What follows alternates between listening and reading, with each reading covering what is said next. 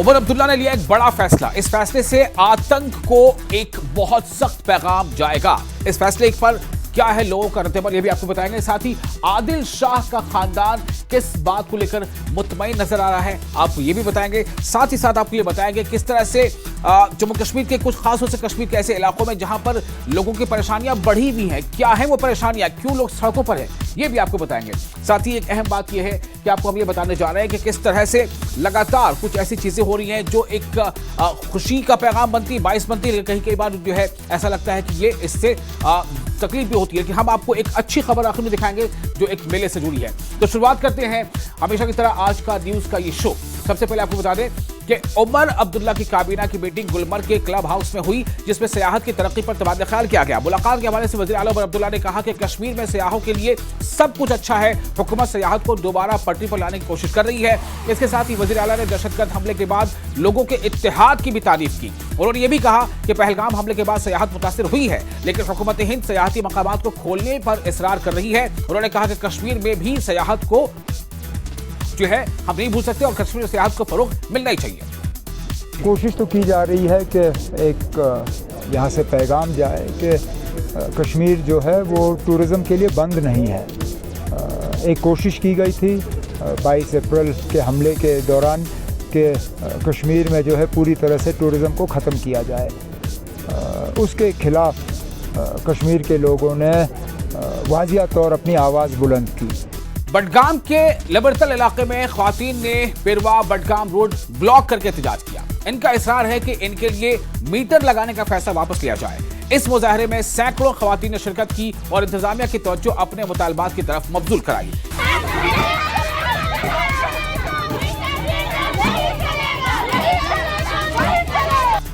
तो गुलमर्ग से पहले, जैसा हमने आपको पहले बताया पहली खबर में कि गुलमर्ग में आज उमर अब्दुल्ला की मीटिंग की। गुलमर्ग से पहले मंगल को पहलगाम में उमर अब्दुल्ला की काबीना की मीटिंग हुई थी, जिसमें वजीर आला उमर अब्दुल्ला ने ऐलान किया था कि पहलगाम में मरने वाले 26 लोगों की याद में एक यादगार तामीर की जाएगी। काबीना ने वादी बैसरन में यादगार की तामीर की मंजूरी दे दी है। इस फैसले की बहुत सताइश की जा रही है। सुनिए क्या कहा उन्होंने। उस कैबिनेट मीटिंग में यह फैसला हुआ है कि PWD डिपार्टमेंट को ऑथराइज किया हुआ है कि फौरी तौर वो इन प्रिंसिपल अप्रूवल जो है इस मेमोरियल के लिए दें। हम अब इसके लिए कुछ लोगों से अब सजेशंस मांगेंगे कि किस तरह का होना चाहिए, ताकि एक शानदार लेकिन बड़ा टेस्टफुल एक वहाँ मेमोरियल उन 26 लोगों के लिए बने, एक हमेशा के लिए यादगार के तौर पे। वो मैं आपके साथ शेयर करना चाहता हूँ। और आपको बखूबी याद होगा कि पहलगाम हमले में आदिल शाह भी अपनी बहादुरी का मुजाहरा करते हुए जाँ बहक हो गए थे। महलूकीन की याद में मेमोरियल बनाए जाने की हुकूमत के ऐलान का आदिल शाह के अहले खाना ने खैर मकदम किया है। कल उन्होंने मीटिंग में ये कहा है कि हम इनके नाम पे एक मेमोरियल बनाएंगे, पहलगाम बैसरन में एक मेमोरियल बनाएंगे। तो मैं तो खुश हूँ कि अगर उन 26 लोगों में से 25 लोगों में से मेरा बेटा शहीद आदिल हुसैन का नाम भी जिंदा रहे, तो इसमें मैं उनका शुक्रिया अदा कर सकता हूँ। गुलमर्ग गंडोला यात्रा के दौरान नागपुर के सयाहों के एक ग्रुप ने वजीर आला उमर अब्दुल्ला से मुलाकात की। वजीर आला ने उन्हें यकीन दिलाया कि पहलगाम दहशतगर्दाना हमले के बाद सिक्योरिटी पूरी तरह से मजबूत है और सयाहों के लिए सूरत हाल महफूज है। इस मुलाकात के बाद सयाहों ने न्यूज़ 18 के साथ बातचीत में खुशी का इजहार किया और पूरे मुल्क में एक मुस्बत पैगाम फैलाने का अज़्म किया। सुनिए वो क्या कहते हैं। बहुत अच्छा लग रहा है मिल करके और हालात देख करके। सबसे बड़ी तो बात हमें तो ये लगा कि आज हमें CM साहब से मिलने का मौका मिला, ये बहुत बड़ी बात।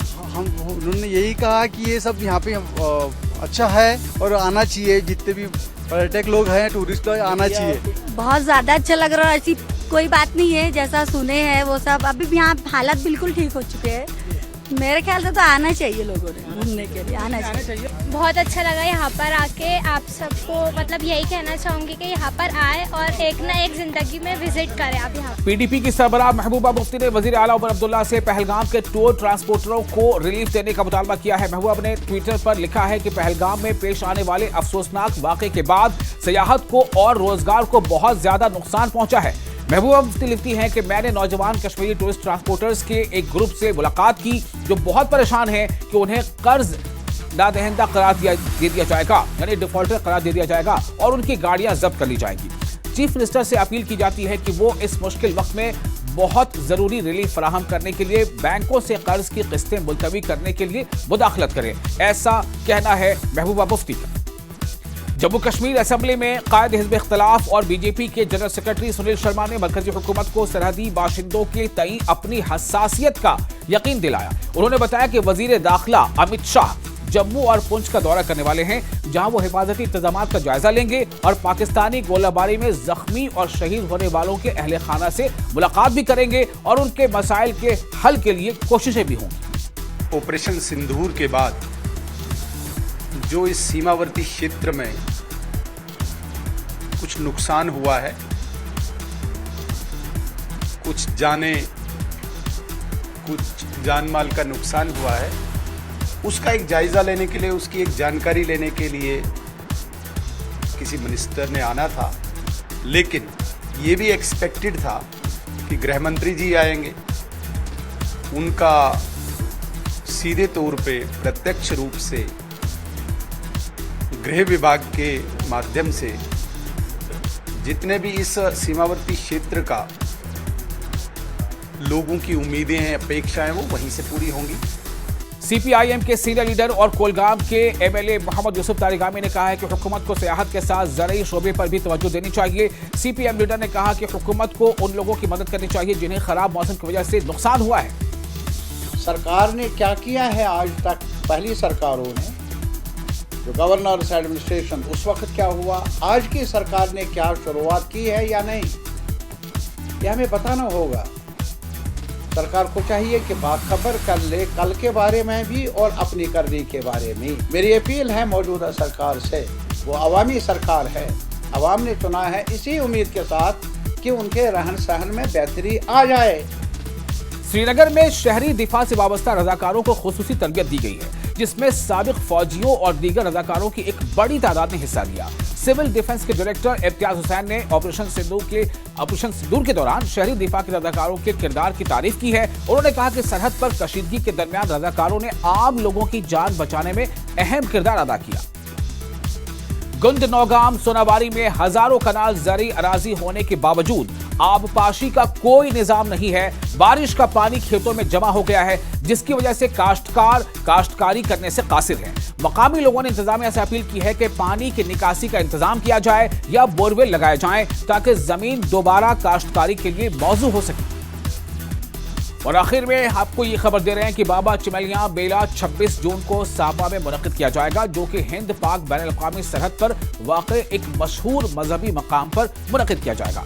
ये मेला ईमान और भाईचारे की अलामत है, जिसमें मुल्क भर से अकीदतमंद शिरकत करते हैं। इंतजामिया और मकामी ऑर्गेनाइजिंग कमेटी की जानिब से मेले की तैयारियां आखिरी मराहिल में हैं। इस बार सिक्योरिटी, ट्रैफिक इंतजामात और पानी के फराहमी के इंतजामात पर खुसूसी तवज्जो दी जा रही है। पार्किंग, टेंट, मेडिकल कैंप और पीने के पानी के भी बेहतर इंतजाम किए गए। तो आज के इस शो में फिलहाल इतना ही। अपने मेजबान विसाल आजम को दे इजाजत। और हाँ, अगर आपको ये शो अच्छा लगा हो तो आप इसे लाइक करें, शेयर करें और अपने तासुरात आप हमें लिखकर कमेंट जरूर कर सकते हैं।